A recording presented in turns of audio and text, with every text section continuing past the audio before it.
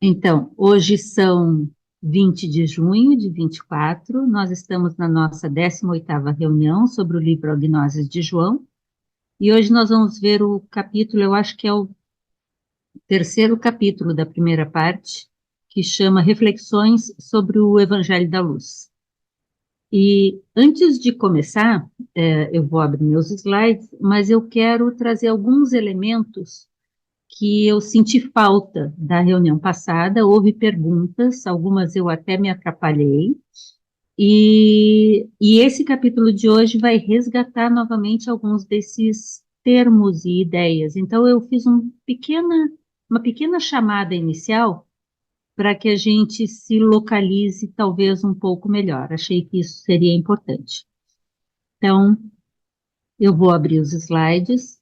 Quem quiser precisar trazer algum comentário, alguma reflexão, contribuindo com o grupo, é só levantar a mãozinha ou fazer balanço aí para a gente se dar conta que alguém está pedindo a palavra. Pronto. E eu estou ajeitando aqui e abrindo aqui. Estão me ouvindo bem? Ok? Ah, beleza. É que às vezes a gente acha que está falando. Anteontem eu estava assistindo uma aula e o professor estava dando a aula e falando e ninguém estava entendendo nada. Ele demorou para se dar conta que ninguém estava ouvindo. Então tem que ir perguntando. Muito bem. Nosso 18º encontro, então. Abri aqui. Pronto. Então, na reunião passada, na quinta-feira passada, dia 13, nós vimos o capítulo Elazar, Lázaro, João e Yohanan, um essênio gnóstico, né? E esse foi o nosso último slide, em que estava mostrando essa relação, né?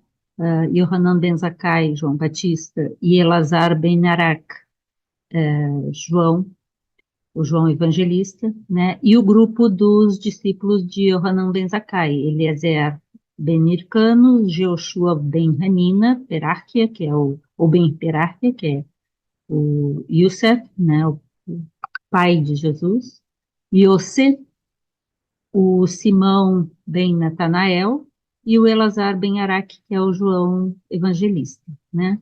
Então, estavam todos ali, e assim terminou este capítulo, chamando a atenção da importância de que Yohanan ben Eleazar ben Araque, né, que foi chamado Yohanan também depois, dava muita ênfase na questão de ter um bom coração, que é uma característica daqueles que buscam a retidão e a justiça. Mas a partir de reler esse capítulo e ver o nosso próximo capítulo, de algumas questões aqui feitas, nós vamos para o capítulo Reflexões sobre o Evangelho da Luz, que é da página 48 à página 53 do nosso livro, e aí eu parei em alguns pontinhos rápidos, que eu quero só dar uma relembrada para a gente poder andar um pouco mais. São coisas rápidas. O que que é Torá? Gente, eu não sou uma especialista, tá? Mas obviamente eu conheço um pouco e eu fui dar uma revisada só para dar uma pincelada em alguns desses conceitos, porque estava vendo sim um pouco de dificuldade em alguns desses elementos. Espera aí, tem uma coisa me atrapalhando aqui. Ok.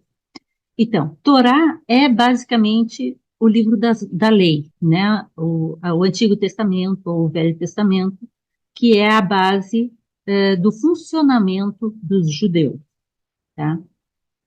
E nele tem questões, igual no Novo Testamento, históricas, não são históricas, mas que registram questões culturais daquele povo. A Mishnah são ensinamentos complementares à Torá, são ensinamentos mais voltados a reflexões, né? O Sefer Yetzirah, que já apareceu e vai aparecer de novo, é um texto raiz da tradição da Cabala. O Sefer Yetzirah, quem já teve a oportunidade de ver, é um livro bem pequeno, mas ele trata da árvore da vida, desde a Keter, né, e Ein Sof, Ein Sof Hour, e passando por todas as Sefiras, né? E até Malkuth. Então, ele desenvolve sobre isso, e aí entra a gematria junto e outros elementos da tradição da Cabala. O Sifra Zenitá é chamado o livro do mistério oculto. Sifra e Sefer é a mesma coisa, livro, né?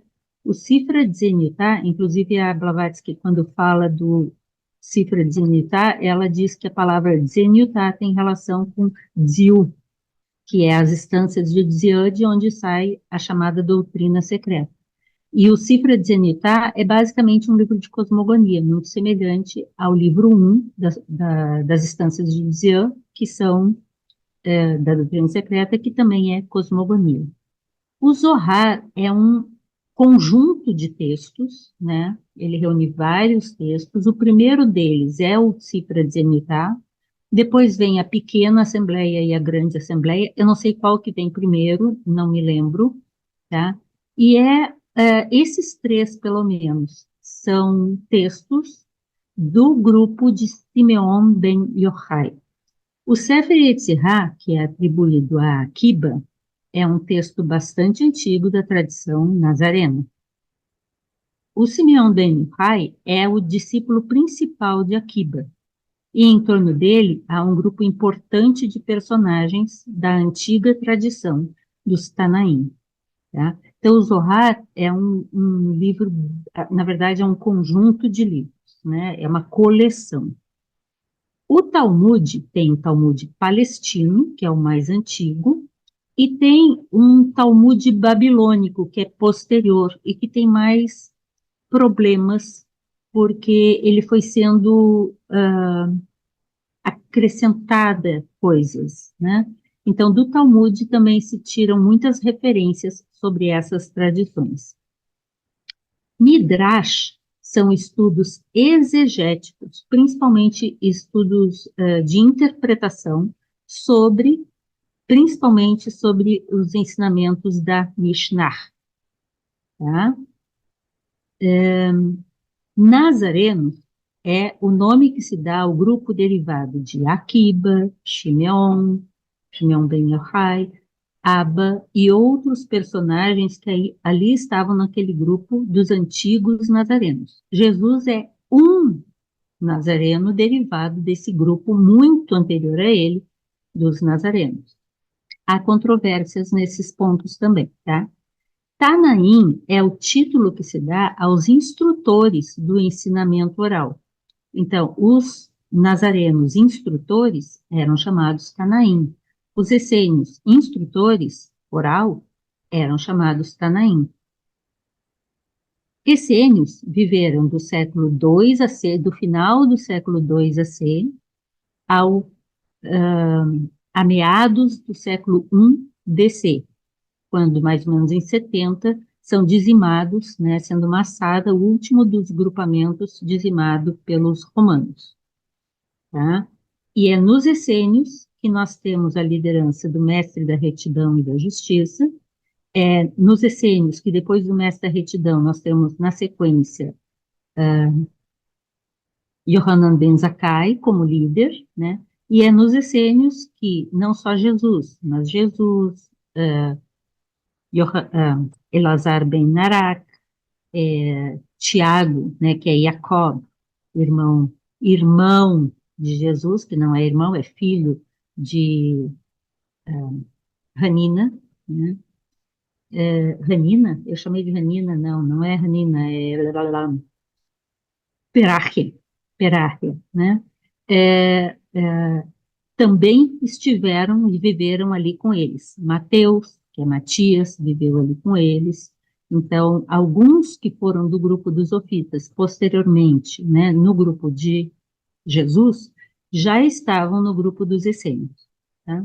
Então, temos ali João Batista, o João Lázaro, Jesus e, finalmente, os Ofitas. Quando Jesus sai da região mais ao sul da Palestina, né, daquela região ali, ele sobe, atravessa a Judéia, atravessa a, como é que é a segunda parte antes de chegar na Galileia? Samaria e chega a Galileia, de onde vinha a família dele, né? E lá na Galileia, ele, que já era local tradicional de resquícios, de resultantes dos nazarenos, o grupo dos nazarenos predominantemente estava na Galileia, Jesus lá cria o seu grupo. Não é que assim, agora ele chamou, vamos lá, vamos fazer um grupo. Não, os discípulos foram se aproximando e foram ficando, né? Como ele fez exatamente, eu não sei. Se alguém lembra, fala. Mas o grupo se formou e esse grupo posteriormente foi chamado de Ofitas, porque eles buscavam a sabedoria da serpente, Ofis, a serpente, né? E para nós começarmos, eu queria fazer uma leitura com vocês. Acho que vocês vão reconhecer, mas tá bem marcado o livro já aqui. No princípio era o verbo. Não, vou começar de novo. No princípio era o Logos, e o Logos estava com Theos, e o Logos era Theos. No princípio, ele estava com Theos. Tudo foi feito por meio dele, e sem ele nada foi feito. O que foi feito? Eu vou lendo as notas junto. O que foi feito por... O que foi feito nele era a vida. Ele é a vida. E a vida é a luz dos homens. O que eu estou lendo? As notas de rodapé da Bíblia de Jerusalém, junto. A vida é a luz dos homens. E a luz brilha nas trevas, mas as trevas não a compreenderam. Houve um homem enviado por Deus. Seu nome era Yohanan.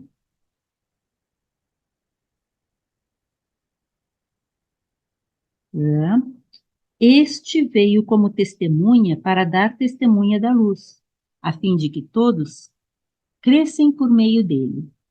Ele não era a luz, mas veio para dar testemunha da luz. O Logos é a luz verdadeira que ilumina todo o homem, que ilumina todo o homem vindo a este mundo. Ele estava no mundo, e o mundo foi feito por meio dele, o Logos. Mas o mundo não o reconheceu. Veio para o que era seu, e os seus não o receberam. Me lembra muito uma passagem da Voz do Silêncio que diz que, ai, ai, que todos tenhamos a laia, e tão poucos sejam cientes disso. Mas a todos que o receberam, deu o poder de serem chamados filhos de Deus. Estou lendo nas notas junto. Aos que creem em seu nome, ele não foi gerado nem do sangue, nem da vontade da carne, e nem de uma vontade do homem, mas de Deus. E o Verbo se fez carne e habitou entre nós. E o Verbo não, e o Logos se fez carne e habitou entre nós. E o Logos habitou na carne.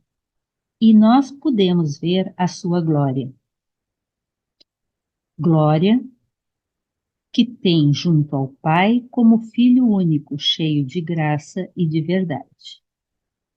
E assim vai seguindo o texto, e tem várias marcações que eu fui fazendo no texto, e que às vezes, quando a gente vai lendo, olhar as notas de rodapé nos ajuda muito a entender, talvez, algumas coisas que talvez não estivessem explícitas para nós. Mas vocês percebem que isso, sabem que isso é o prólogo do Evangelho de João, que isso é uma poesia, que isso é um hino, que isso é um poema? Pois é, em sendo um poema, se vocês fizerem o exercício, é uma sugestão, de ler o poema, salta a parte em prosa e continua lendo o poema, salta a parte em prosa e continua lendo o poema, vocês vão ver que a maior parte das partes na forma de poema, na forma de versos, se emenda. Tem um que outro pedaço que não encaixa, mas são poucos. A maioria faz um fluxo muito interessante de ser lido dessa forma. Então, é uma sugestão para a gente iniciar nossa noite de hoje. Agora eu vou para o capítulo em si. Algum comentário? Desculpem eu não ter uma voz assim bonita e ter feito assim, né? Mas é um texto bem bonito.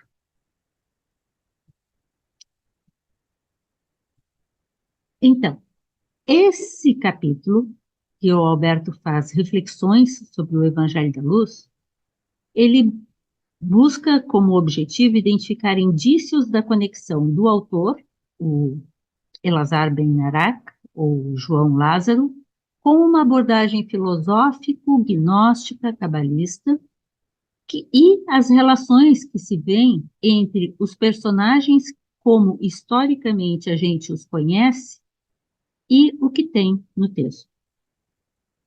E aí, Alberto, como professor e mestre em filosofia, ele chama a atenção que refletir é buscar uma visão mais crítica, mais aprofundada, mais adequada do tema. E ele cita um autor bastante conhecido na construção da educação brasileira, que é Pierre Foutet, e o Pierre Foutet, no livro Educação e Reflexão, ele diz: a reflexão precisa ser rigorosa e nos conduzir até as últimas raízes, até o fundo das coisas. Uma postura crítica, e o que é isso? É uma postura crítica que repensa e que gera a dúvida e o questionamento. Quando a gente fala reflexão, e isso eu aprendi com o Alberto, a gente costuma dizer assim, ah, eu fiquei refletindo sobre, eu fiz uma reflexão. O que é refletir? Você precisa uma base sobre a qual você se debruça para que o reflexo disso, você se flete, você faz uma flexão sobre isso para poder perceber mais a fundo. Não simplesmente para juntar as coisas, mas para ir ao fundo e fazer com que esse material reflita no seu fundo. Então, ter uma renovada, um novo fletir-se sobre aquele conteúdo. Não é só o ler ou só pensar, é refazer esse contato. Uma reflexão crítica evita e impede uma postura dogmática, pois impulsiona a atitude investigativa, gerando uma mente ou buscando gerar uma mente mais lúcida. Em estudos religiosos e bíblicos, né, em estudos dessa natureza, a energia da reflexão torna possível um exame hermenêutico ou exegético, né, mais reflexivo, né, mais exigente e filosófico. Surge uma leitura à luz da filosofia da religião. Então, o Alberto está sugerindo que se estude o quarto evangelho, à luz da filosofia da religião, e não apenas como um dogma a ser aceito, em que a interpretação do símbolo, e tem muitos aqui no texto para a gente interpretar, o perceber o que está nas entrelinhas e a busca de um sentido mais profundo sobre aqueles textos ganhem espaço.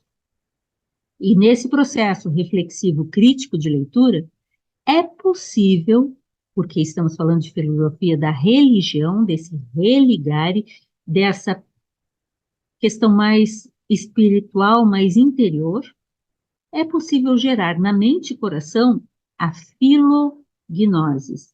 Gnosis, sabedoria, que não é discursiva, não é discurso, não é palavra, é pura sabedoria. E filo, de filosofia, significa, muitas vezes traduzido como amigo, mas não é amigo da gnosis. É Filosofia é amar, é aquele amigo que você ama, é amar a sabedoria. Então, filognosis teria o mesmo sentido que filosofia, porque gnosis aqui pode substituir a palavra sofia. Isso é a aspiração por alcançar a sabedoria viva, porque um conjunto de dogmas e de palavras não faz disso uma sabedoria viva. E a verdadeira religião espiritual, ela tem que ser uma sabedoria viva. E o que é o essencial e central no ensinamento de João? É isso que estamos buscando. Um impulso que nos faz buscar a verdade. E diz o Alberto, e foi dito que devemos amar e buscar a verdade acima de todas as coisas, né? Então, para amar e buscar a verdade acima de todas as coisas, é necessário usar os melhores instrumentos, e ele está recomendando que se trabalhe num exame mais hermenêutico, mais exegético, mais profundo, mais filosófico, à luz da abordagem da filosofia da religião. Então, João enfatiza essa postura reflexivo-crítica quando ele diz: conhecereis a verdade e a verdade vos libertará. Que verdade é essa? Seria a verdade um discurso? Se os grandes mestres, sejam eles Jesus, ou João, ou Siddhartha, ou Shankara, ou os grandes mestres da humanidade, pudessem nos transmitir a verdade simplesmente para nos libertar, eles fizeram e fazem isso, mas não basta eles transmitirem, nós que temos que despertá-la em nós mesmos. E isso é o conhecimento gnóstico, que não é simplesmente a epistemologia de saber palavras e saber repetir discursos, ou de dizer, entre aspas, verdades, mas é aquilo que brota do coração. Por isso se usa a expressão gnosis cardia, inclusive, que é essa sabedoria que provém do coração. Mas, não se engane, ela depende do artefato mental, sim, da capacidade de raciocínio, inclusive de uso das palavras, porque é um todo.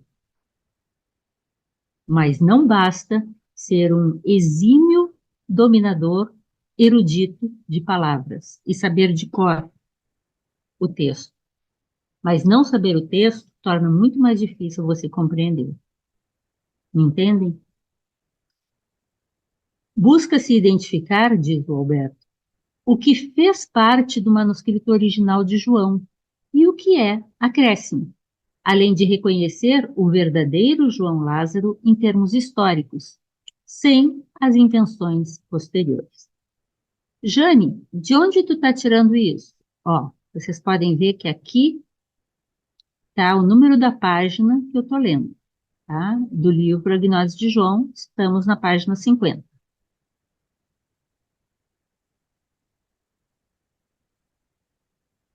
A edição da Bíblia de Jerusalém, que é essa que a gente tem falado, aliás, essa semana, acho que foi Maria Tereza, né, que comprou, conseguiu comprar um Novo Sim, Testamento, né? Foi, né? foi a Bíblia toda. Tu comprou a grandona. É, toda a Bíblia. Aquilo é um peso. Não, ela Aquilo, não é tão grande, mas é completa. Desde. aham. É, a edição que a Tereza comprou me pareceu ser a mesma, que é, não a mesma, mas assim, ser, em termos de texto, está lá escrito, né, Tereza, que houve alguns ajustes, né, algumas É. revisões, e é um texto muito denso, obviamente, sempre terá revisões. Aliás, hoje eu terminei de revisar a terceira edição desse daqui, tá? Amanhã deve ir para a gráfica. E dá uma trabalheira danada revisar tudo isso. Então, eles refizeram também a distribuição do texto com a intenção de diminuir o volume do texto. Mas é um texto pesado, é um material de peso, literalmente, né? Então, a edição da Bíblia de Jerusalém chama a atenção, Alberto, impulsionada, quer dizer, essa reedição de uma Bíblia, impulsionada pela descoberta dos manuscritos do Mar Morto, a partir de 1947, né? e por isso ela foi feita essa revisão e reedição dessa Bíblia, que foi chamada Bíblia de Jerusalém, em 1973, na França.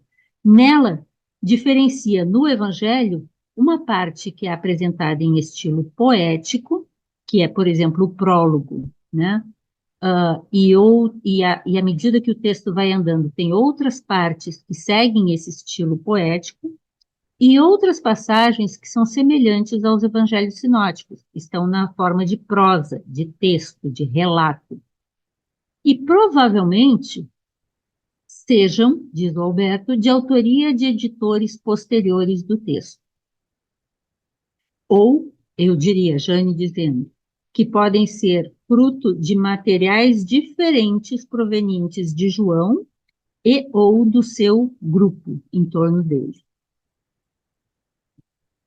No poema joanino, que está no Evangelho, nessa parte poética, encontramos passagens das lógia, né? Lógia são sentenças, né? De Jesus que são apresentadas por João e que dão uma ideia de como realmente seria o conteúdo do primeiro manuscrito que chegou em Alexandria. Lembram? A gente viu isso. Eu estou fazendo uma revisão junto.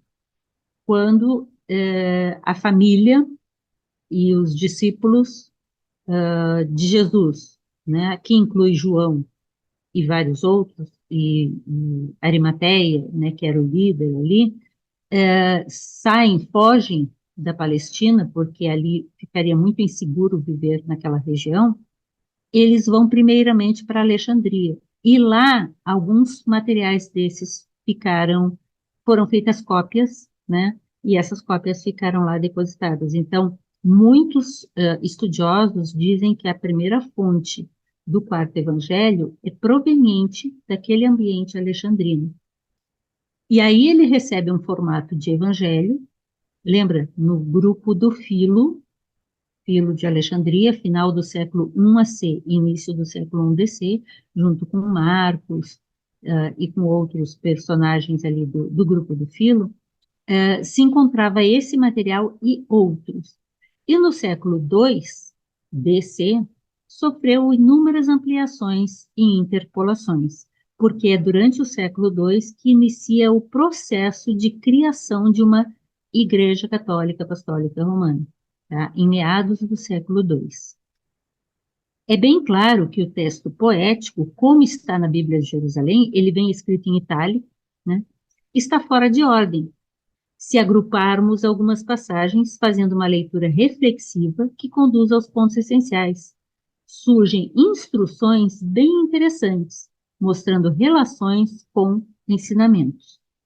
Ensinamentos quais? Os essênios, por exemplo, da antiga Cabala, que é a tradição dos nazarenos Tanaim, da filosofia grega. João é considerado o mais grego, né, mais filósofo grego dos evangelistas, e do hermetismo egípcio.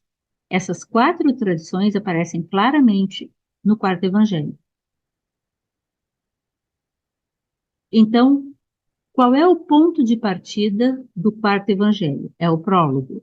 E o prólogo trata do quê? De cosmogonia. O principal termo que a gente encontra no quarto evangelho é logos. Interessantemente, logos é tema central na filosofia de Heráclito e dos estoicos. Isso aqui é filosofia grega.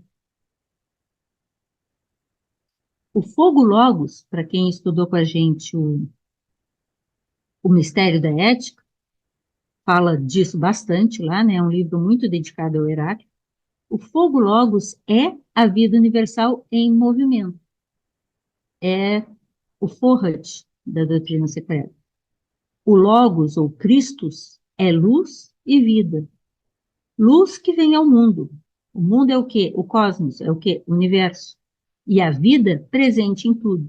Essa luz presente em tudo é a isso que esse poema no quarto evangelho se refere. Mas, antes da manifestação, o Logos estava em sintonia e comunhão com Theos. O Logos estava com Theos. E, no princípio, é o Logos que dá origem ao cosmos. A luz do Logos, ou seja, a luz primordial, ou em sânscrito, Devi Prakriti, Devi vem de divino, de deuses. Prakriti é matéria primordial. Então, essa luz essencial que dá início brilha nas trevas. Isso é o Forhat em movimento, em sânscrito. É o pulsar da energia geradora. Na filosofia shivaísta ou shaivista de Kashmir, é o Spanda.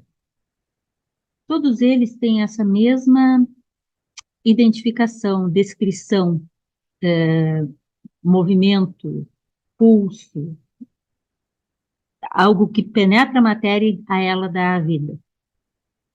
E a luz do Logos será a luz dos homens. Não é assim no texto?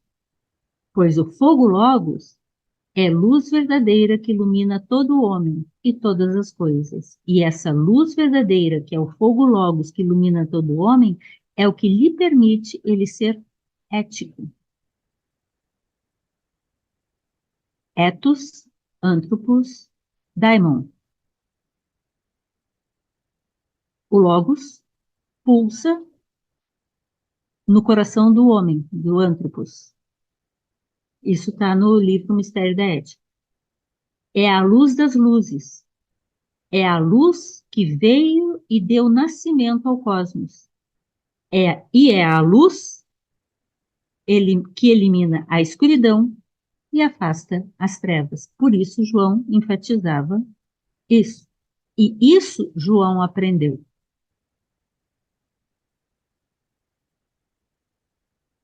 Todo mundo quietinho? Vou parar nesse aqui, então. Essa dicotomia luz e trevas é algo muito forte nos textos da comunidade de Qumran, como a gente já viu. E lá, o Elazar Lázaro teve a sua formação inicial. Ele aprendeu que deveria buscar a luz e evitar as trevas. Diz no quarto evangelho: caminhai enquanto tendes luz, para que as trevas não vos apreendam. Hoje eu revisando o material do livro, da Gnose de João, e lá no final a Laia comentando, trazendo os comentários que ela faz ao apócrifo de João, que ela traduziu aqui no livro, nós vamos estudá-lo ainda. Antes de chegar no encontro lá em novembro em Brasília, a gente vai ter estudado já o apócrifo de João também. Então vocês vão chegar tinindo, né? Todos nós vamos chegar tinindo no encontro em Brasília, em novembro. E a Laia trouxe exatamente essas passagens. Caminhai enquanto tendes luz, para que as trevas não vos apreendam. Enquanto tendes a luz, buscai a luz, para vos tornardes filhos da luz. Quem estava lá no encontro de João Pessoa, eu usei essa passagem também, que é bem essênia, essa passagem. No texto, A Batalha dos Filhos da Luz contra os Filhos das Trevas, que é um dos mais importantes textos dos manuscritos do Mar Morto, de Qumran, atribuídos aos essênios, tudo indica que esse texto foi bem conhecido por Elazar João, ou por Elazar Lázaro, ou por Elazar Ben Arak, ou por Yohanan Ben Zaqueu. Ele assimila e repete o termo filhos da luz e diz que devemos chegar à estatura espiritual de ser mais um filho da luz. Isso ele aprendeu, tenho certeza, com seu instrutor Jesus. Para isso, é necessário o quê? Nascer de novo, ser um renascido, tornar-se criança, passar pela iniciação dos mistérios. Pois quem não nascer, diz Jesus, quem não nascer da água e do fogo, o fogo é o Espírito, não poderá entrar no reino de Deus. É preciso nascer do alto, despertar essa luz do Logos presente no coração de cada um. Pois a luz do Logos é, na tradição indiana, Atman, ou espírito puro, ou Nus, na tradição hermética, presente na caverna do coração. Segundo os Upanishads, é Atman, que é idêntico a Brahman. João havia aprendido em Heráclito acerca da tradição filosófica de Heráclito, que ele conhecia bem, que a luz do Logos mora no homem, que é essa frase muito conhecida de Heráclito, ethos anthropos daimon, que é a definição de ética, né? Ética é o quê? É a luz do Logos que mora no coração do, do homem, né? Das pessoas. E ele deve ter dito, segundo Alberto, deve ter dito, João deve ter dito no seu manuscrito original, percebei a luz para vos tornardes filhos da luz. Certamente, um filósofo gnóstico não escreveu credes na luz, como hoje está no Evangelho. É uma opinião do Alberto. E eu concordo.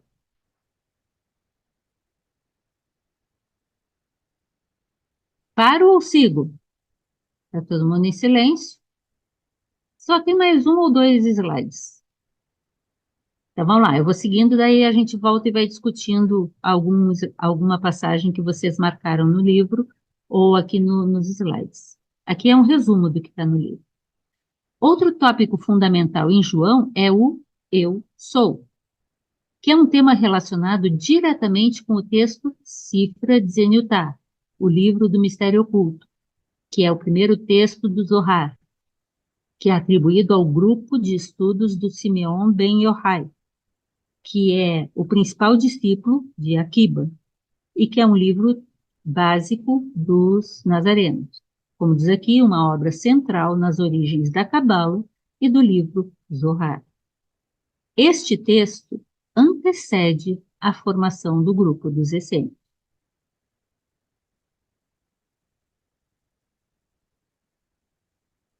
Assim, o que eu já estava dizendo aqui, os nazarenos cabalistas em um período anterior à redação da Mishnah.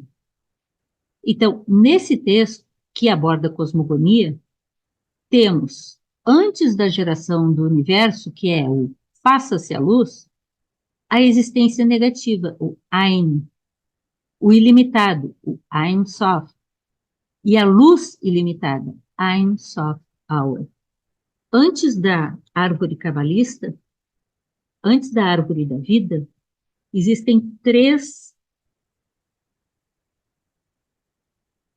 algos, que é existência negativa, que é o Ein, que é o nada, que é o plenamente vazio, o ilimitado, que é um início de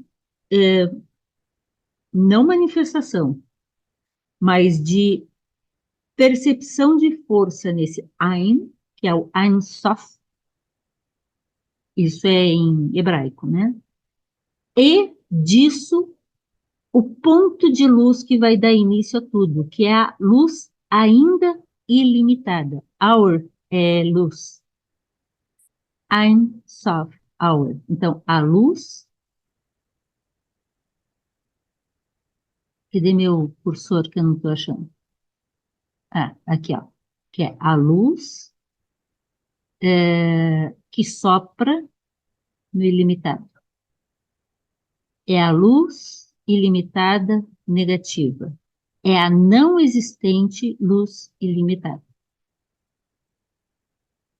É importante lembrar que na Bíblia de Jerusalém, essa publicada em 1973 em francês, por aquele grupo que participou das primeiras escavações de Qumran, liderados pelo arqueologista e bispo católico Devaux, Roland Devaux, né?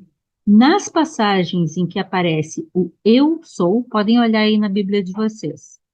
Onde está escrito eu sou, todas as letras estão grafadas em maiúsculo.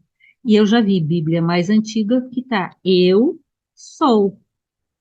E na Bíblia de Jerusalém está eu sou, tudo grafado em maiúsculo. Porque não é eu sou, é Ein Sof. Todas as letras estão grafadas em maiúsculos. Esta edição foi produzida por uma equipe coordenada por participantes das escavações de Qumran. O termo eu sou tem relação com Ein Sof, o ilimitado, eu já falei. É a Cabala que pode auxiliar na compreensão adequada deste termo técnico. O texto joanino diz que eu sou é o pão da vida, o nome divino revelado a Moisés, é o eu sou. E já existia o eu sou antes que Abraão existisse, mas Abraão é o patriarca da tradição, pois Ein Sof antecede a tudo e ao próprio universo, que é manifesto. Ele é parte do caos, pré-cosmos. Eu sou é a luz do cosmos, apesar de ser um não é. Ainda não dei nó, né? Há uma passagem muito importante nesse contexto cosmogônico cabalista, no texto, que diz: eu sou é o caminho, a verdade e a vida. Não notaram nada de diferente aqui? Já viram essa passagem, né? Eu sou é o Gente, caminho. Hã? é o acento do é. Eu sou é o caminho, a verdade e a vida. A tradução de Jerônimo, Jerônimo foi quem traduziu o texto o texto bíblico, né, para o latim. Diz o Alberto que a tradução de Jerônimo para o latim esqueceu o verbo, o é, procurando dar o sentido de que Jesus estaria se referindo a si próprio, como sendo eu sou o caminho, a verdade e a vida. E esse trecho, como a gente muito bem sabe, é muito usado por seitas evangélicas nas suas pregações, querendo dizer que Jesus é o único caminho. E que, portanto, eles, como representantes de Jesus, se você der essa autorização, são o caminho, a porta de entrada para o caminho, a verdade e a vida. Mas não foi esse o ensinamento. João está se referindo, sim, Renata, já vou abrir para você. João está se referindo ao ilimitado, ao Ein Sof, à vida divina. Jesus não está falando de si mesmo. O mestre, qualquer mestre, em sua sabedoria e humildade, trata da luz divina primordial, que é o caminho, que é a verdade e que é a vida. Eu sou é a vida e a luz. Eu sou é a verdade, em grego, aletheia.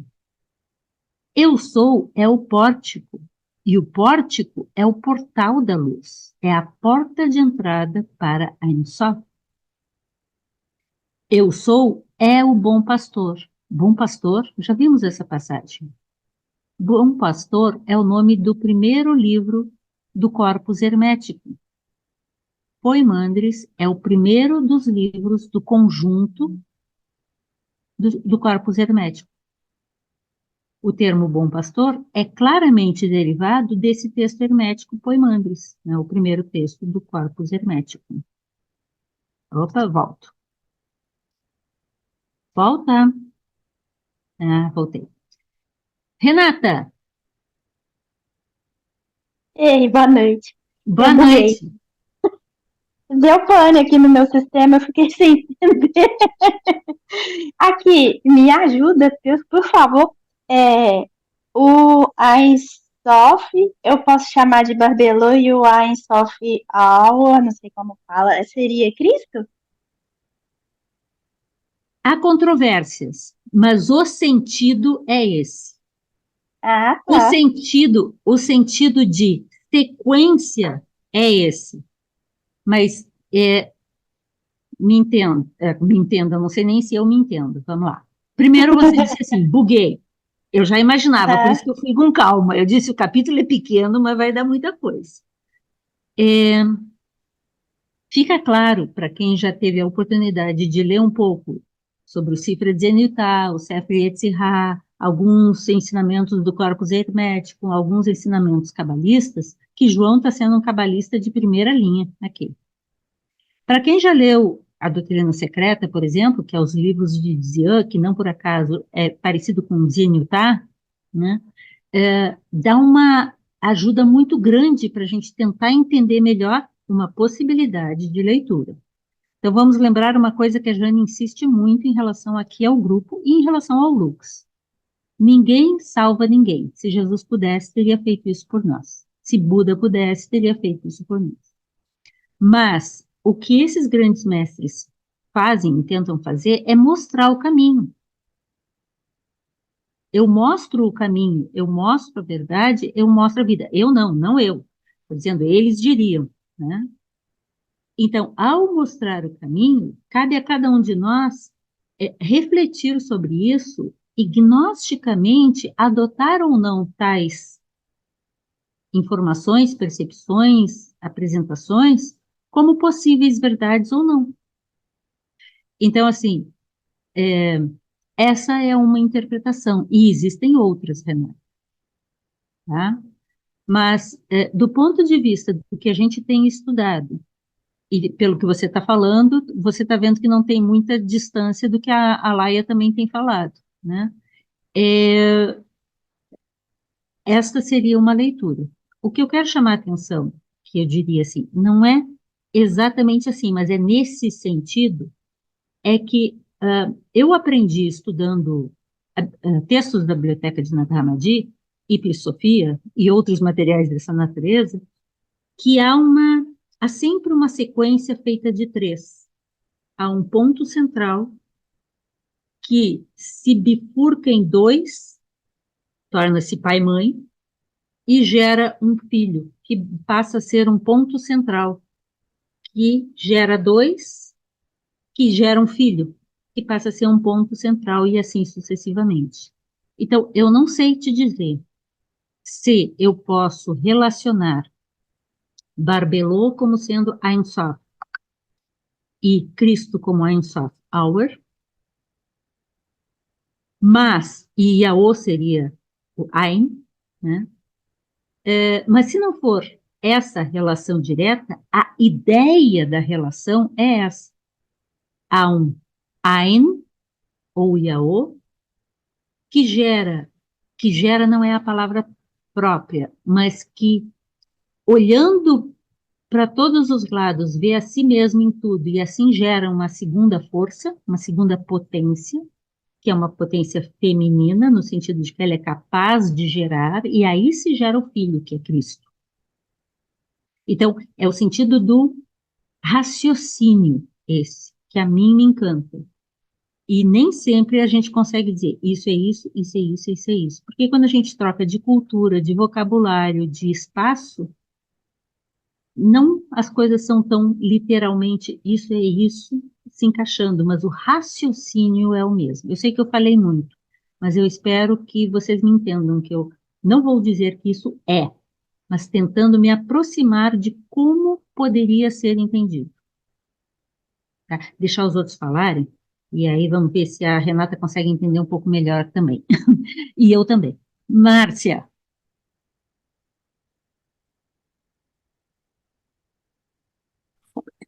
Deu.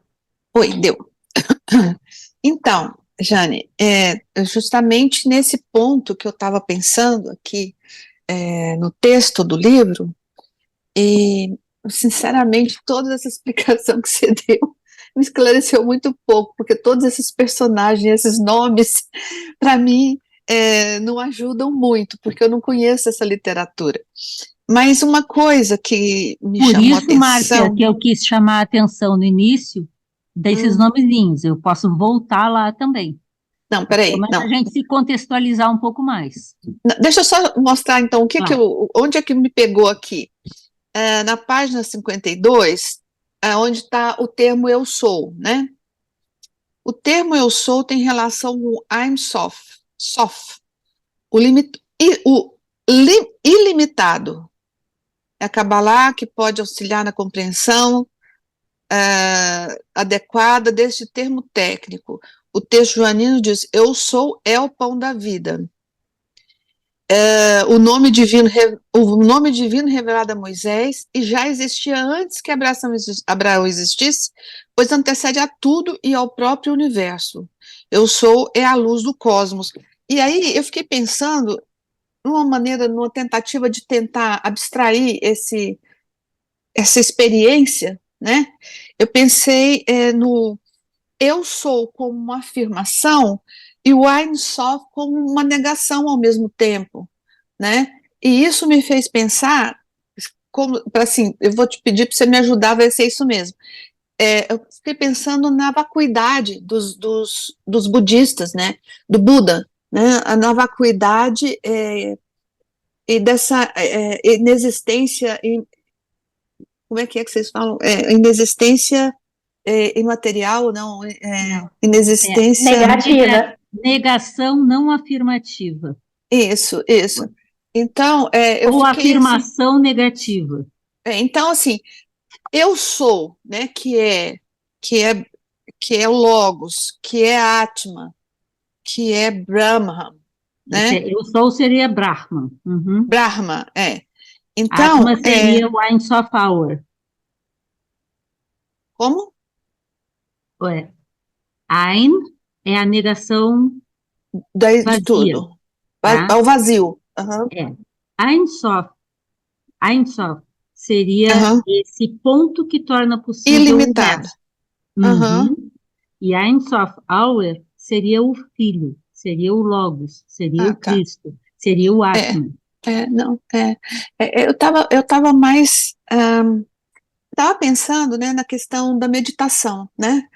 Quando a gente tenta se ausentar de si mesmo e buscar algum lugar outro que a gente não sabe o que é, né? E um contato com algo que também a gente não sabe o que é.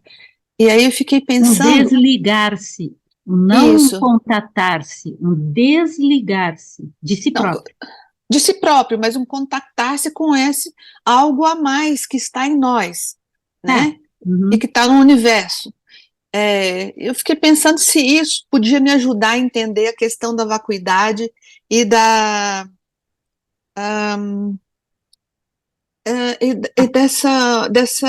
Negação não afirmativa. dessa transmutação da consciência para esse Hum. entendimento, sabe, de que a gente é parte disso tudo, né, e que você é um com todos, e ao mesmo tempo não é nada, então, né, eu fiquei, assim, eu sou mais prática nessas questões, eu quero saber, assim, o que vai me ajudar de fato nessa minha experiência Te entendi. de transmutação. Transmutação.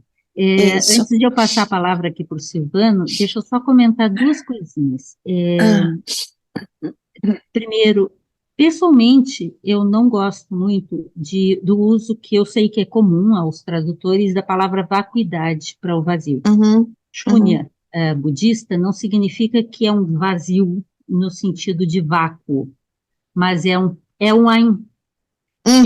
plenamente pleno de nada. É o nada. Mas que é, ao mesmo tempo, todas as potências possíveis. Né? Então, é nesse sentido. Então, a gente tem optado, eu prefiro chamar de Shunya e nem traduzir, mas, assim, a gente tem optado utilizar a palavra vazio para não dar essa noção tanto de vácuo, que é chupou tudo e não tem mais nada ali. Tá? Mas é só uma questão linguística aqui. Te entendo, porque eu sou muito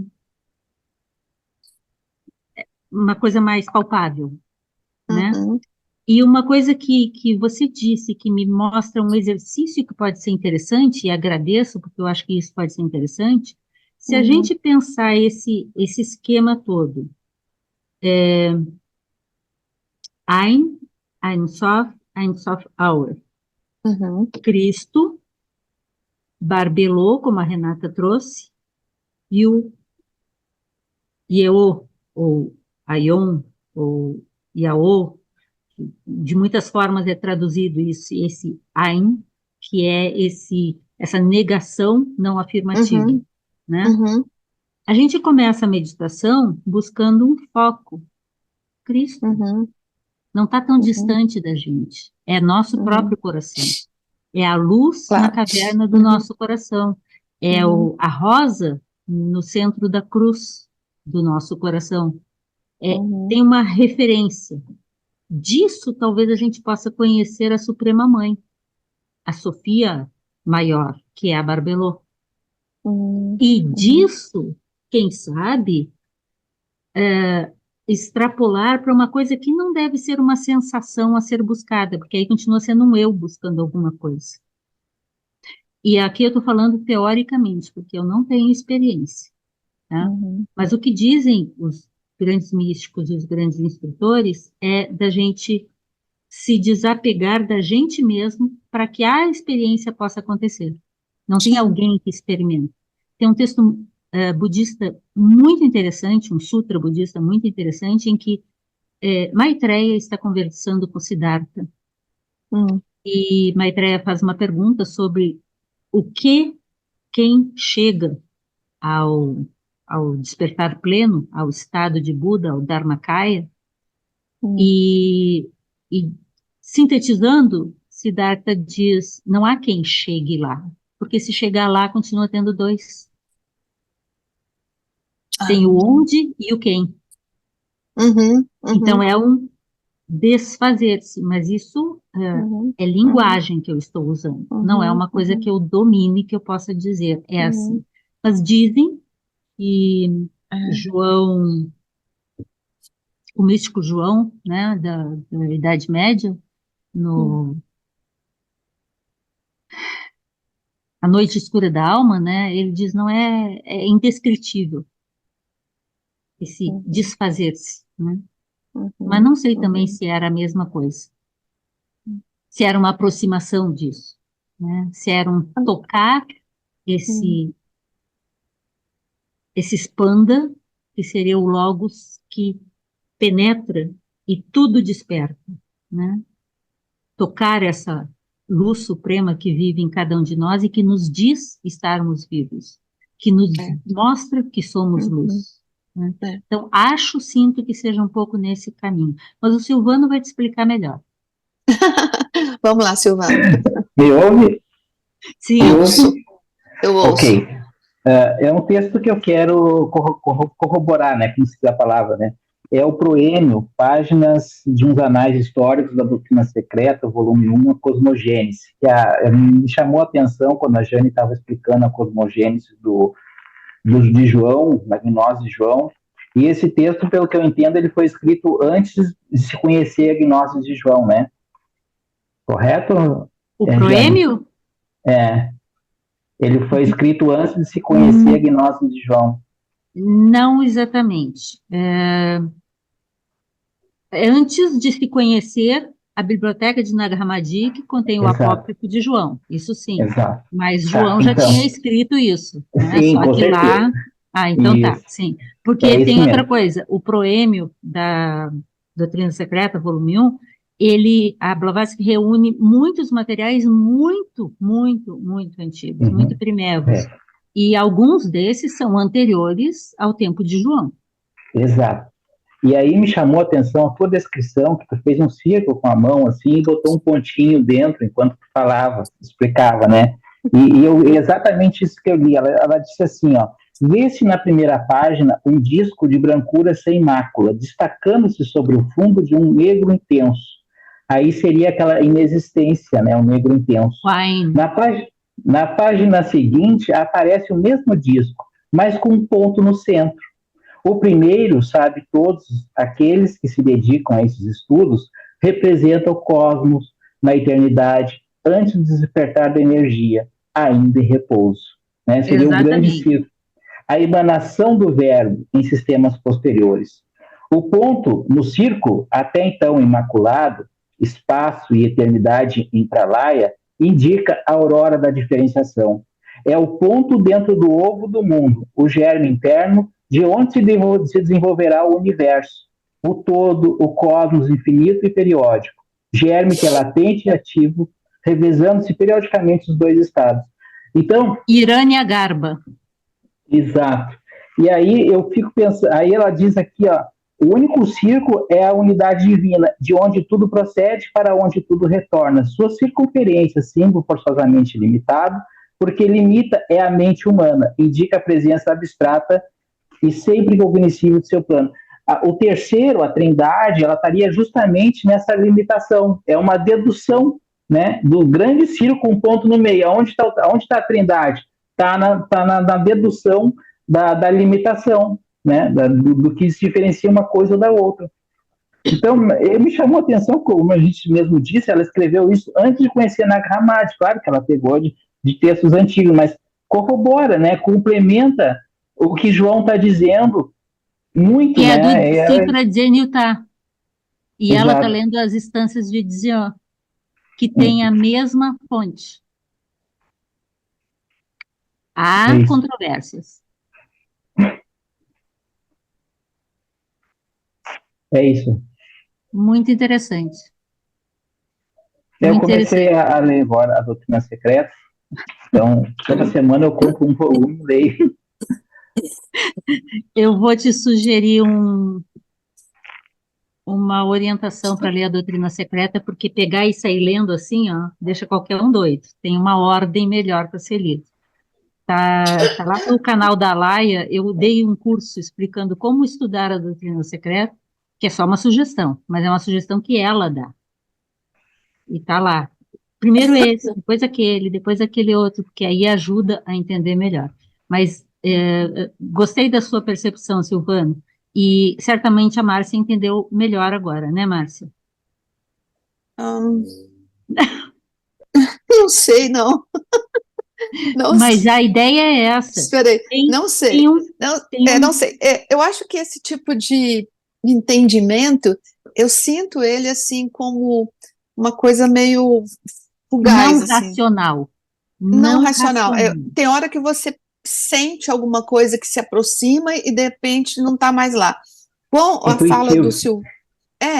Pois é, eu fiquei com a fala do. Eu já estava pensando nisso quando você estava tentando me explicar na primeira vez, mas com a fala do Silvano, eu voltei a pensar na questão da trindade, dos três, né?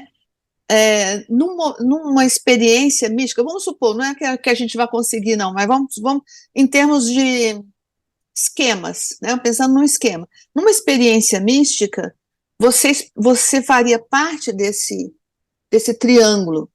Seria cada um de nós, humano, né? Seríamos o filho, então?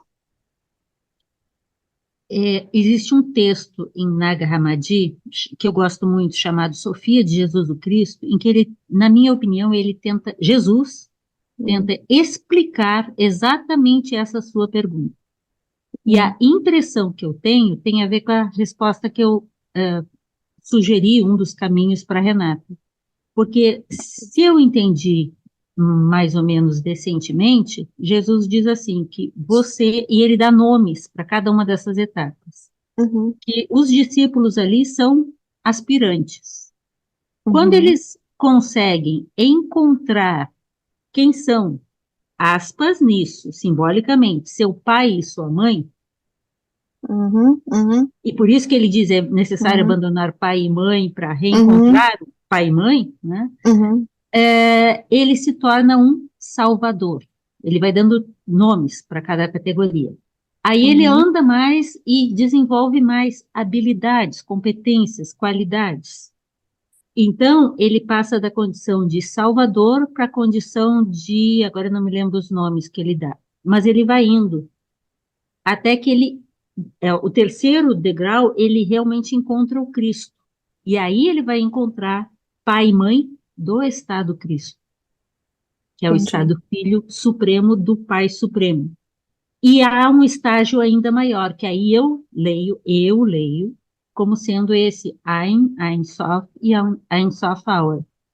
Uhum, Então, eu não sei se há um escalonamento ou se é uma sensação que, para mim, é confortável de entender isso como um escalonamento, em que vamos andando passo a passo, passando etapa por etapa, não que uhum, necessariamente elas sejam iguais para todas e nem tenham os mesmos uhum, nomes, mas que uhum, a gente entenda que sempre vai ser um ponto em que estou e quando eu consigo reunir pai e mãe, eu me torno um novo ponto.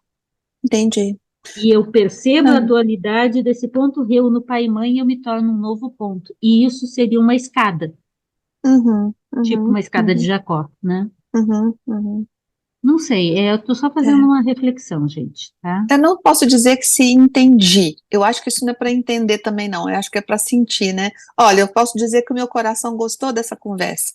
Eu acho Poxa, que eu isso. também, eu agradeço. Obrigada também. Obrigada. Ana Paula agora vai tentar, então, esclarecer um pouco mais a todos nós. Com certeza. Gente, quando eu falo assim, eu estou brincando, tá? É porque a gente está trabalhando junto, né? Não estou cobrando nada de Não, ninguém. não, mas eu concordo. Vamos aguardar a Ana Paula. Licença, bom dia, boa noite. Boa noite. Márcia, você acha que eu estou com esse poder de esclarecer um assunto tão alto? Não tenho condições ainda. Eu gostaria de Gostei do fazer. ainda. Olha, Jane, eu gostaria de compreender, se for possível, quando a senhora se refere no conteúdo trazido no estudo de hoje, a luz divina, primordial, a senhora está se referindo a essa barbelô que a senhora está trazendo na sua fala? De certa forma, sim. Vou voltar a repetir, porque, para mim, esse ponto é muito importante.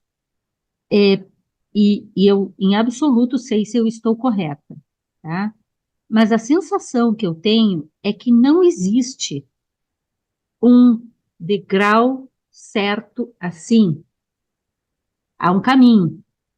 Mas como cada degrau se faz, qual o estágio ou o nível de cada um, não é uma coisa estanque definida igual escola, que a gente termina o primeiro ano, passa nas provas, vai para o segundo, termina o segundo ano, passa nas provas e vai para o terceiro. Mas que neste caminho, que é de transformações interiores, existe como se fossem degraus, mas eles não são estanques, eles não são iguais, eles não são um ponto específico no espaço. Eles são uma nova conquista, um novo despertar, uma abertura maior, uma percepção mais aprofundada.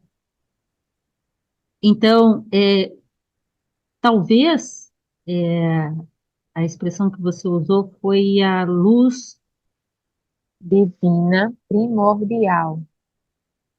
a luz divina, A luz qualquer divina, divina primordial. primordial. Qualquer uma dessas expressões, ela talvez pudesse ser usada em diferentes pontos para cada um de nós que assim sente este caminhar, né? Porque o movimento é uma coisa permanente, né? Mas vejam que aqui, ó, a gente vai vendo assim, quando ele diz que é uma cosmogonia também no nosso sentido interno, é uma criação do nosso próprio cosmos, o nosso próprio mundo, com aquela lei hermética, né? Assim acima, assim abaixo. Então, nós vamos aprendendo por meio desses reflexos. Sim, talvez eu dissesse que sim, essa luz divina primordial seja Mãe Barbelô, sim, mas eu não assinaria embaixo dizendo, tá? Entendo que seja, mas não conheço o Barbelô bem para dizer Me entenda, não estou fugindo, mas eu acho que isso é muito mais profundo do que talvez o que eu entendo. Então eu tenho um pouco de receio de fazer afirmações muito definitivas. Você me entende, Ana? Mais ou Eu menos. não entendo sua fala como uma fuga, mas como uma possibilidade de um exame maior, de a Sim, gente poder ter uma abertura para compreender o que é que está sendo trazido no material. Mas aí na sua própria fala, Jane, eu me falei, faço outra pergunta, se for possível responder. Se não for, a gente pode ficar pensando. Quando a senhora traz assim, a senhora está me trazendo que é como se eu estivesse me autogerando, quando a senhora traz essa possibilidade dessa ação, eu vou falar entre aspas também, dessa ação primordial em mim mesma, Não diria que é gerando, eu diria que é desgerando, é Meu Deus. desvelando. Hum, Cristo em vós é a esperança de glória. Por quê? Porque Ele existe em nós, só que a gente não vê.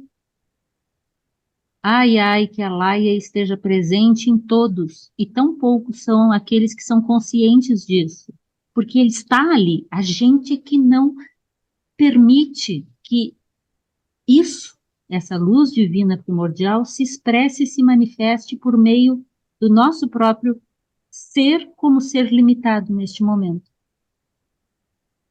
Talvez você tenha me ajudado a eu conseguir dizer isso melhor, Uhum, porque essa luz está ali o tempo todo e eu não vou gerá-la, ela já uhum, está. A uhum, questão é que uhum, nós somos inconscientes, quer dizer, não posso falar por vocês, mas a grande maioria de nós não é consciente do poder que somos e temos. E o quão isso é necessário para que nós nos façamos Budas, nós nos façamos Cristo, nós nos uhum. façamos luz no universo, porque já somos.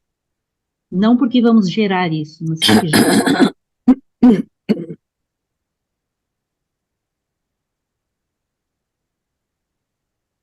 É uma reflexão, Uhum. é um ponto para pensar. me lembra, Jane, licença, uma fala que já foi trazida em outros estudos, em outros momentos, de estarmos dormindo acordados.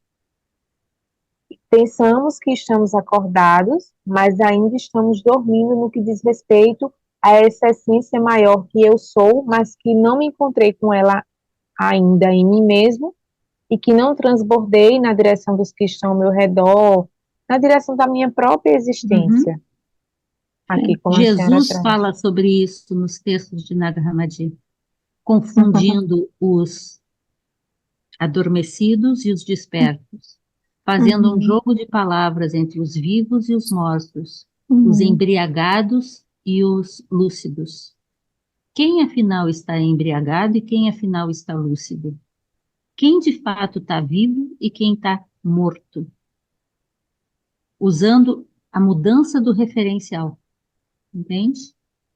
Entendo, Garanto uhum. que a gente vai precisar gratidão. estudar muito mais. Ai, um tanto a Eu mais. agradeço, Grata, viu? eu agradeço. Eu estou aprendendo muito com vocês, meu Deus. Meu não, nosso. Nosso Deus. Renata, agora a Renata bugou de vez. É, agora, não, eu queria só compartilhar que foi uma informação que eu achei muito sensacional em relação ao significado do termo Yohanan, que para mim era um quebra-cabeça, e aí eu não contentava com as coisas que eu tinha acesso, fui tentando investigar mais. Não que eu esteja satisfeita ainda, mas agora está um pouco mais claro. Aí eu queria dividir com vocês. É, são curiosidades, né? Eu fui buscar lá no livro Aion, do Jung, e Uhum, aí algumas coisas que ele cita lá, é, ele vai fazendo toda uma dissertação, no final ele acaba lá na alquimia. É, ele fala que os peixes, eles coincidiu, né, com a era de peixes, e aí os peixes eles vinham como se fossem em paralelo, um em sentido oposto do outro. Que aí um seria as atribuições de Cristo, né, e o outro seria como se fosse o anticristo, representando as potencialidades nas poderes dos arcontes que nos governam. Então, uma energia de Cristo com a energia de anticristo, quando a gente supera essas potências uhum. que são, né, arcônticas, a gente encontra Cristo. Eu achei, já comecei a ficar satisfeita aí. Outra coisa E é. isso é parecido com o que eu estava comentando, acho que a partir da conversa de alguém aqui, não sei se da Márcia, do Silvano, da Ana Paula, que é em estando nessa posição, alcançar, compreender as polaridades que estão acima de nós e unindo elas a gente dá um passo a mais. Tem muito a ver com o que você está falando. É verdade. E aí, passando nisso, chegou lá na alquimia no seguinte aspecto, que na alquimia eles usavam muito a simbologia do peixe em relação à substância arcana, que seria essa substância primordial, né?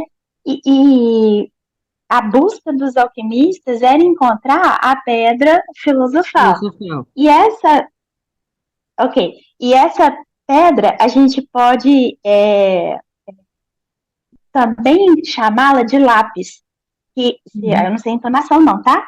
Que seria lápis filosoforum, que é a mesma coisa de Cristo, ou Logos, ou Salvador Mundi, alguma coisa assim, que seria essa pedra, né? Quando a gente consegue unir o Sol e Lua, né, e as substâncias que eles representam, a gente acha dentro da gente essa pedra, né, o nosso Cristo interior. Então seria algo que os alquimistas nunca encontrariam, porque quimicamente Não era ali, externo. né? Exatamente, eu achei isso tão sensacional. E aí outra coisa, só para finalizar, quando fala que os discípulos recebem esse título de Yohanan, que significa que eles receberam a bênção do Espírito Santo, eu vinculei as duas coisas que se Cristo está dentro de nós e o Espírito Santo seria Barbelô, que seria, vou chamar de hierarquia, tá? Mas assim, só para eu tentar me expressar, uma hierarquia superior a Cristo, né? Receber a bênção do Espírito Santo significa que eles se tornaram como Cristo. Então, é por isso que eles ganhavam o título de Yohanan. E eu fiquei tão feliz que eu cheguei nessa conclusão. E aí eu queria compartilhar, mas aí eu já acabei. Obrigada. Muito bom, Renata, muito bom. Eu acho bom a gente ter essas conversas, porque às vezes uma fala de um ajuda um outro a entender um ponto da forma como vinha pensando, né? Ou confunde mais, mas também faz parte. Márcia, e depois da Márcia eu quero terminar, gente, tá? Não, é só uma curiosidade. Eu fiquei com vontade de saber como é que Eu também. essa, essa frase, eu sou, né? O eu sou a vida, eu sou a verdade, e por aí vai. Eu sou em outros idiomas que você conhece. Eles têm essa mesma semântica para gente, assim, o mesmo entendimento? A tradução de Ein Sof é eu sou. Ah, é? Ah, tá. Mas naquele sentido que Ein, como eu, não é eu, como em português é o eu, mas é a ideia de um centro que, como disse o Silvano sobre aquele círculo no poema da Doutrina Secreta, é aquele centro que está em todos os lugares e cuja circunferência está em lugar nenhum. Nossa Senhora, entendi. Legal, Eu nossa, sou, esse foi ótimo. esse Ein Sof é o ponto, que é a menor forma matemática, né? Que é aquilo que é atemporal e adimensional, que está em todos os lugares, enquanto a sua circunferência está em lugar nenhum. Entendi. Quer dizer, Isso não para mim me entendi, mas ajudou muito. entendi. Me ajudou também. É o todo, né, Jane? É o todo. É o Silvano, ilimitado. obrigada. Só uma observação, essa cosmogonia do João, ela não é a mesma que a de Nag Hammadi, que aparece o Yadabaoth, que aparece, a gente faz reverências com aquilo, mas ele não está falando sobre isso. Mas não foi lá em Nag Hammadi, lá que o Yadabaoth falou eu sou, não foi ele que disse, e aí criticaram ele, sabe? Ele também usou esse termo, não usou? Veja bem, é aquilo que eu questiono muito, por isso que quem já me conhece há mais tempo já viu o quanto eu me incomodo com o problema de tradução. Porque quando o Saclas, né, diz eu sou Deus e não há ninguém além de mim, no Apócrifo de João e no Hipóstase dos Arcontes e em textos gnósticos, ele está dizendo eu sou. Ele não está dizendo I'm só. Porque lembra que, por exemplo, em inglês, nós temos um problema severo com o verbo to be. Em português, a gente tem ser e estar. Em inglês, a gente só tem to be. Então, é ser e estar simultaneamente. Em algumas circunstâncias, não serve. Em outras, é muito melhor, porque você não é se você não está, e vice-versa. Então, me entendam que isso aqui não é uma discussão verbalista. Não é uma questão de escolha de palavras. Mas se a gente não sabe sequer escolher as palavras, a gente não sabe pensar. Porque a gente pensa com palavras. A questão, e aí acho que em parte isso responde a algumas questões levantadas aqui, é que me parece que esse tipo de tradições de mistérios, esse tipo de tradições mais profundas, elas exigem um grau que é além das palavras. É um grau que as palavras não alcançam. E eu acho isso muito interessante. Que tem a ver com a gente se desapegar de querer explicar tudo, inclusive.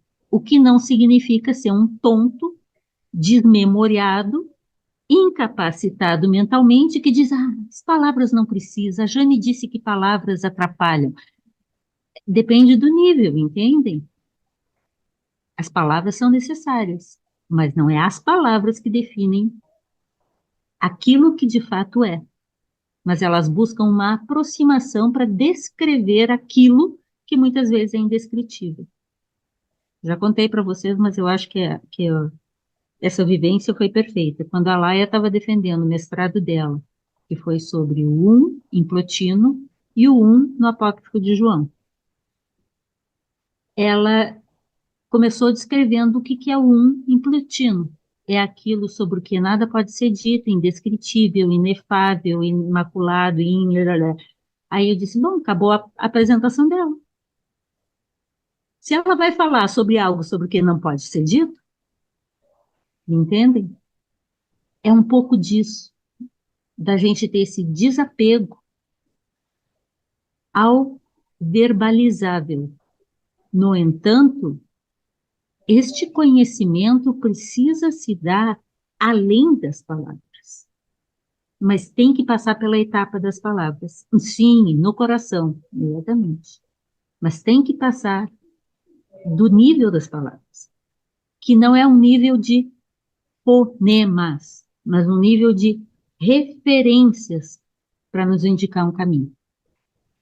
Gente, vocês não imaginam o esforço que eu estou tentando fazer aqui, de usar palavras. Diego vai fechar para a gente. Tudo bem? Vocês estão me ouvindo? Só não estamos bem, mas ouvindo sim. Estamos bem sim, com essa conversa não tem como não estar bem. A inquietação ajuda.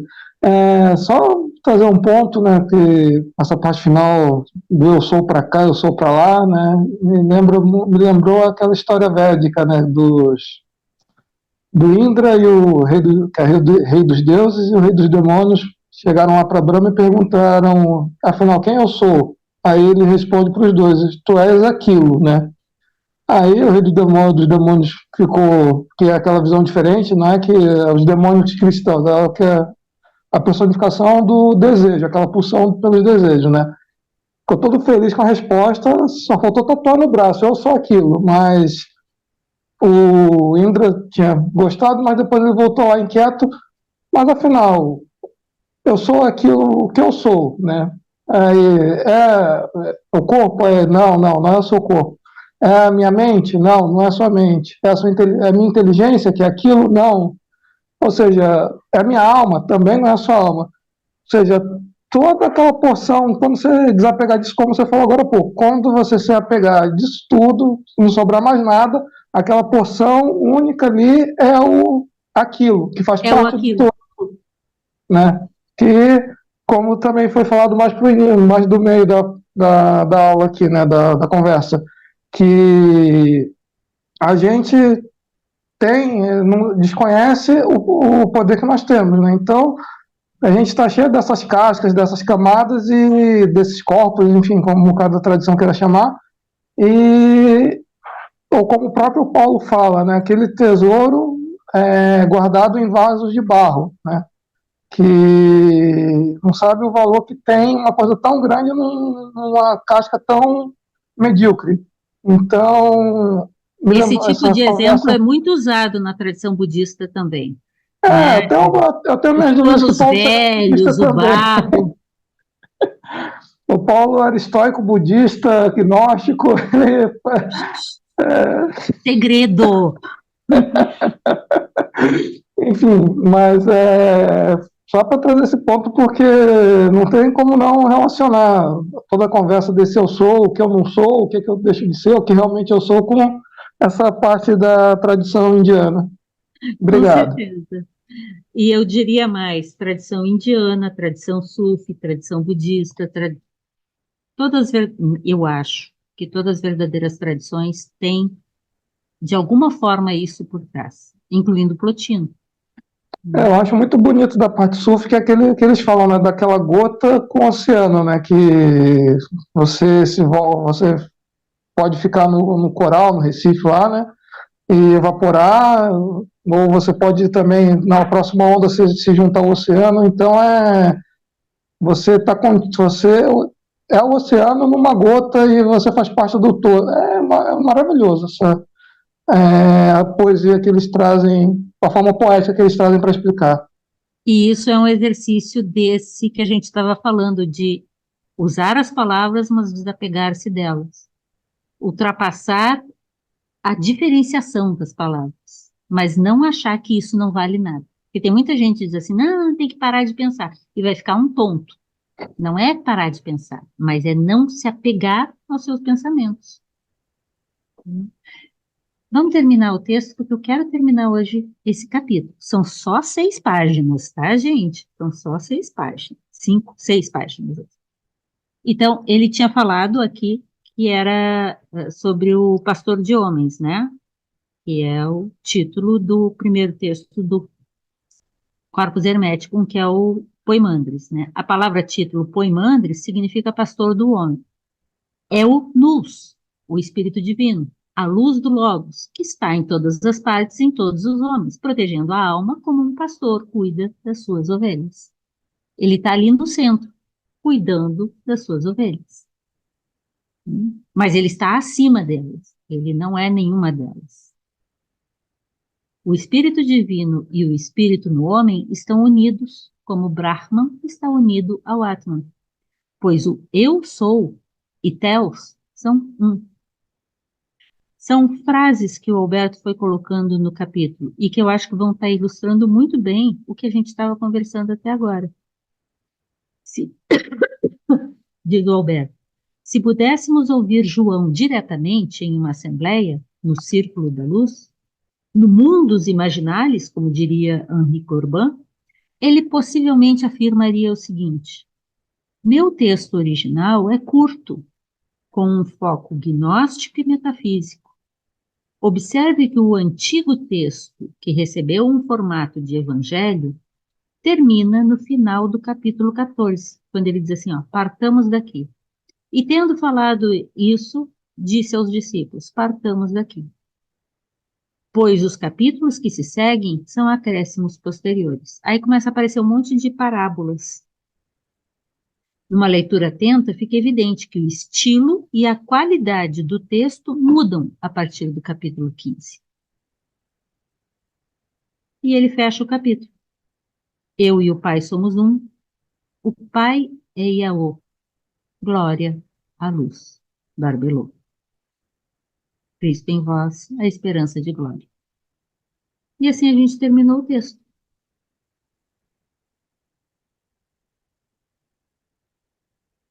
Tá melhor ou tá pior? Não, isso é dicotomia, né? Não.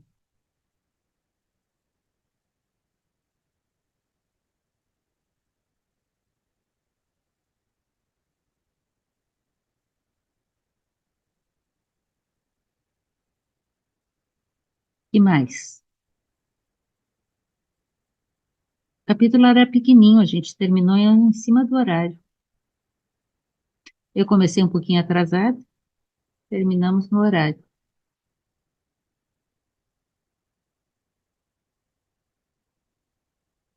Bom, eu gostei muito também, Vânia.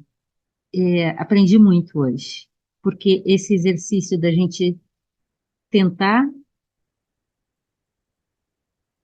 tirar da gente mesmo aquilo que a gente está entendendo e às vezes não está entendendo o que está entendendo, eu acho um bom exercício. E nessa conexão que aconteceu aqui, da gente relacionar isso com Vedanta, sufismo, Corbã, ismaelismo, né? Budismo, gnosticismo, obviamente, é do que a gente está falando, essênios, cabala, hermetismo, são só nomes que se dão para momentos tempo-culturais distintos que nos dão uma estruturação, um arcabouço que nos serve. Nesse livrinho que no começo eu estava citando para o Silvano, que é a Blavatsky explica como estudar a doutrina secreta, no final, no que está como último capítulo, que é um escrito de quem fez o textinho, ela teria dito: pegue os arcabouços que você montar, veja, aprofunde em tudo que você entender e depois jogue fora. Porque se você ficar preso nos esquemas, você não consegue sair. O esquema tem que servir como escada. Mas quando você chegou lá em cima, não precisa mais da escada. O esquema tem que servir como barco para atravessar o rio. Está do outro lado, na outra margem, não precisa carregar o barco nas costas. Então, eu fico pensando que o equilíbrio entre usar e guardar o esquema, a estruturação, o esqueleto, o arcabouço, que serve, e não se apegar a ele, e perceber que tem hora que é hora de largar ele e fluir no entendimento, mas para isso tem que entender, isso faz parte do esforço, do caminho, do permitir o desvelar dessa luz, essa luz em cada um de nós, né? Mas eu agradeço, gente. Na nossa próxima reunião, só para lembrar rapidamente aqui, nós já vimos tudo isso aqui, tá? O hino de Jesus, a cruz de luz, começamos o primeiro capítulo, a primeira parte do livro,